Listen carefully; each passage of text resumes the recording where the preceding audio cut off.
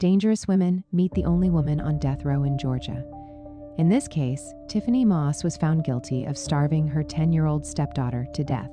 The trial was in 2019, where Tiffany Moss took the unusual step of representing herself in the capital case and mounted no defense.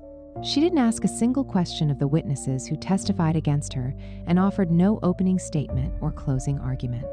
She even laughed when the judge forced her to speak.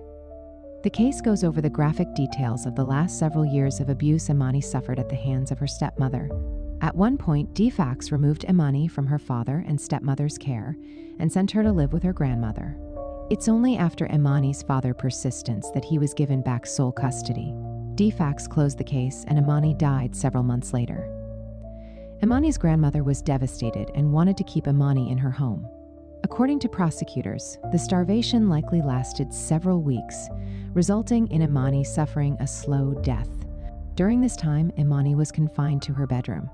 During the periods of Imani's abuse, her father was working 2 full-time jobs and was rarely home.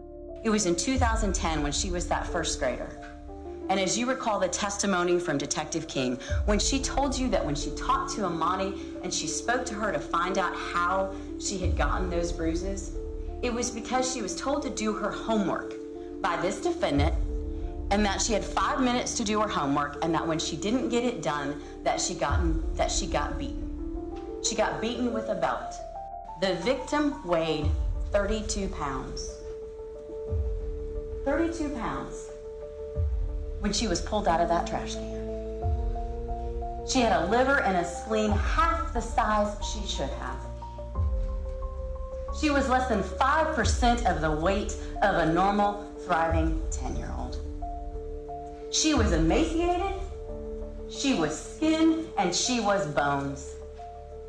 And this defendant starved her to death. Imani's father, Iman Moss, pleaded guilty to his role in covering up Imani's death in August 2015.